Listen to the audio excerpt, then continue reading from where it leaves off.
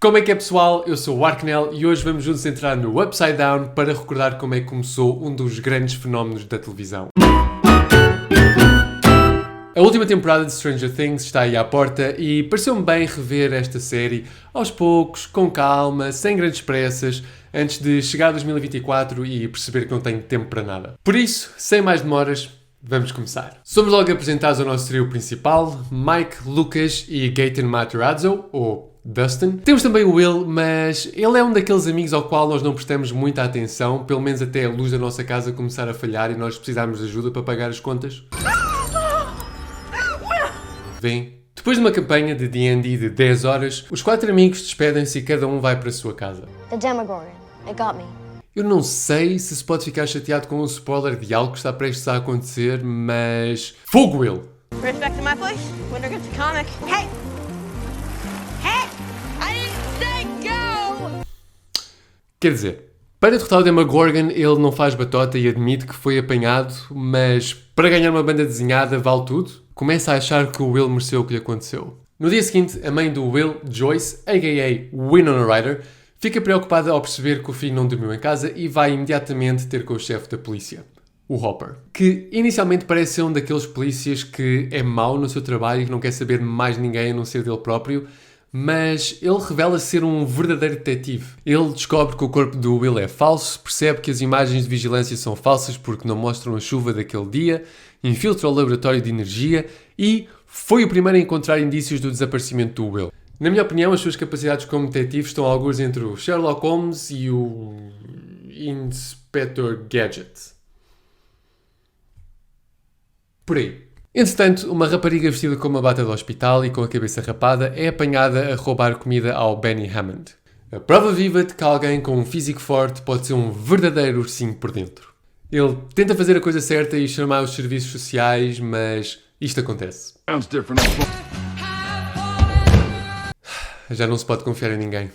Quando a série saiu, houve muita gente que se revoltou por causa da Barb, mas eu ainda estou à espera para ver justiça ser feita pelo Benny. #JusticeForBenny. E, apesar de estar cercada por homens com armas, a rapariga consegue escapar. Como? Ela tem poderes. Enquanto tudo isto está a acontecer, Nancy, a irmã de Mike, está na fase de lua de mel com o rapaz mais popular da escola, Steve Harrington.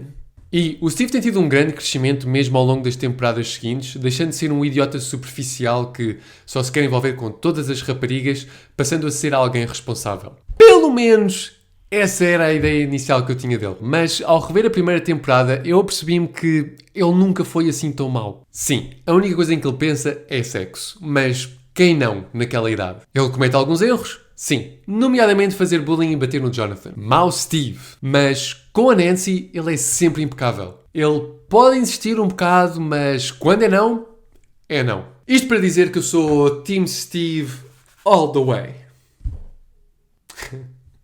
Estive errado. No final, Joyce recebe um telefonema do Will e os 3 amigos encontram a rapariga com poderes que se vem a descobrir chamar-se Eleven, ou 11. E eu quero dizer uma coisa sobre a legendagem desta série em português. A certa altura os 3 amigos começam-lhe a chamar L, porque Eleven é muito comprido, e na tradução eles fizeram o diminutivo de 11 ser 11. E que tal on, mas fazer um diminutivo que não serve como diminutivo não faz sentido. É que até é igual foneticamente. Eu não sei quem foi o responsável por isto, mas quem quer que tenha sido, não pensou muito bem no assunto. Como este primeiro episódio se preocupa mais em apresentar-nos cada uma das personagens e em dar-nos o plotline base para esta temporada, só a partir do segundo episódio é que as coisas começam a aquecer. Se não acreditam, segundo a Netflix, foi o segundo episódio que prendeu 70% das pessoas que o viram e acabaram a temporada. Mesmo assim, eu acho que para o primeiro episódio está bastante bom e cumpre bem a sua função, mas se não ficaram convencidos com ele, vejam o segundo episódio e depois digam a vossa justiça. É bastante óbvio que esta série se baseia nos clássicos dos anos 80 para criar uma sensação de nostalgia para um público mais velho, ao mesmo tempo que a mistura com uma boa aventura com elementos de terror para um público mais jovem. E penso seguro dizer que esta primeira temporada vai buscar bastantes elementos ao filme do ET.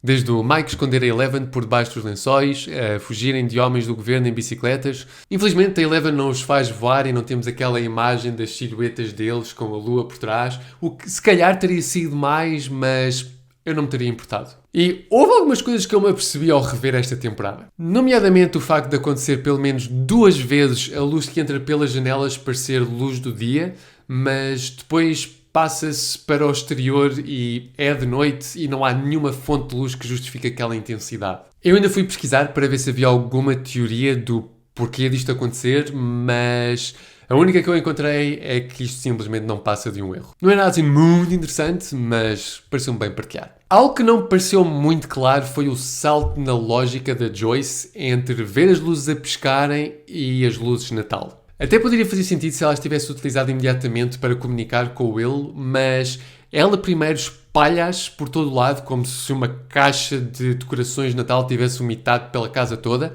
e só depois é que ela as usa para comunicar com o Will. Por isso, qual era a ideia inicial dela? Antecipar-se ao Natal? Tal como eu mostrei, antecipar a última temporada?